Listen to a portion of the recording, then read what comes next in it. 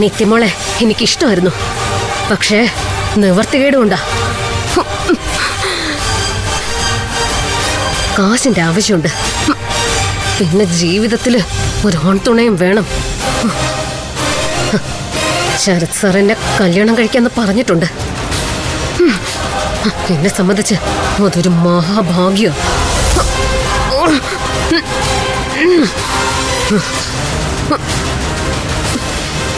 നിത്യമോളെ സമയമെടുത്ത് ചത്താ മതി കേട്ടോ. അച്ഛനൊന്ന് വന്നേ. വന്ന ഒരു അപകടമുണ്ട്. ഒന്ന് വാ അച്ഛ, പറയാ. ഭ്രാന്ത് അല്ലാതെ എന്താ?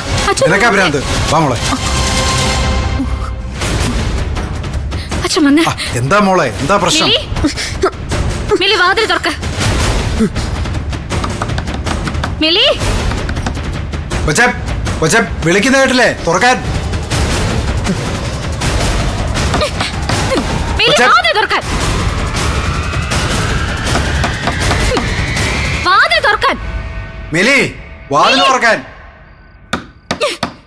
മിലി മിലി വാതിൽ തുറക്കാൻ. കൊച്ചെ വാല് തുറന്നേ.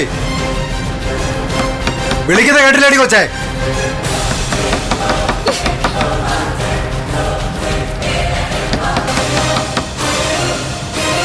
കൊച്ചെ വാതിൽ തുറന്നേ.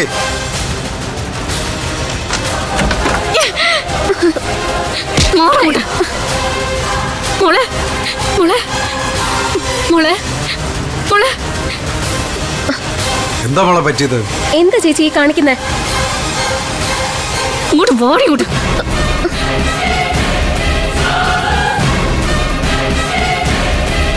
ചേച്ചി ഇവിടെ വരാൻ. ചേച്ചി ഇങ്ങോട്ട് വാ. എന്നെ എന്തിനാ ഇവിടെ പിടിച്ചോണ്ട് വന്നത്? എന്റെ പേഷ്യന്റിനെ നോക്കാൻ എനിക്കറിയാം. വിട്. ആദ്യം അടി, പിന്നെ സംസാരം. നിന്നോട് കഥ വേണ്ടത്. എന്താ മോളെ? ഇവള് നമ്മുടെ നിത്യമോളെ കൊല്ലാൻ ശ്രമിച്ചു. കൊല്ലാൻ ശ്രമിച്ചെന്നു? അതെ, തെളിവ് എന്റെ മൊബൈലുണ്ട്. ഇവള് പോലും അറിയാതെ ആ മുറിയില് ഇന്നലെ ഞാൻ ഒരു മൈക്രോ ക്യാമറ വെച്ചിട്ടുണ്ടായിരുന്നു. അത് കണക്ട് ചെയ്തിരിക്കുന്നത് എന്റെ മൊബൈലുമായിട്ടാ. അനാവശ്യം പറയരുത്. ഞാൻ ആരെയും കൊല്ലാൻ ശ്രമിച്ചിട്ടില്ല. നീ ശ്രമിച്ചില്ല അല്ലേടി?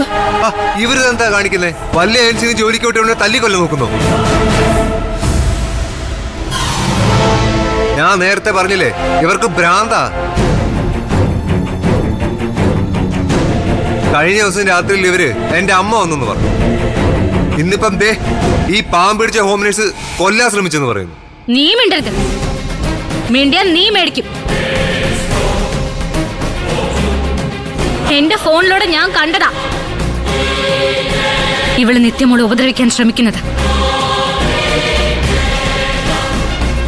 അതാ ഞാൻ അച്ഛനെ വിളിച്ച് ഓടിപ്പാഞ്ഞു ചെന്നത്. ദേവികെ, ഇത് വല്ലതും നടന്നതാണോ?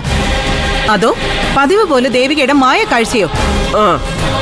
നട്ടപ്പാതിരയ്ക്ക് മനുഷ്യന്റെ സ്വസ്ഥത കളയാനായിട്ട്. ഒന്ന് ഉറക്കം പിടിച്ച് വന്നതായിരുന്നു. നട്ടപ്പാതിരയ്ക്ക് നിത്യമോളുടെ ജീവൻ നഷ്ടപ്പെട്ടിരുന്നെങ്കിൽ അമ്മയും മുത്തശ്ശി എന്ത് പറഞ്ഞേനെ? സത്യം പറ മോളെ, നിന്നെ എന്റെ മകളുടെ സ്ഥാനത്ത് ഞാൻ കണ്ടിരിക്കുന്നത്. വയ്യാതെ കിടക്കുന്ന എന്റെ കൊച്ചിനെ ഉപദ്രവിക്കാൻ നീ ശ്രമിച്ചോ? ശ്രമിച്ചു. പക്ഷേ അതാര് പറഞ്ഞിട്ടാണെന്ന് അറിയണ്ടേ?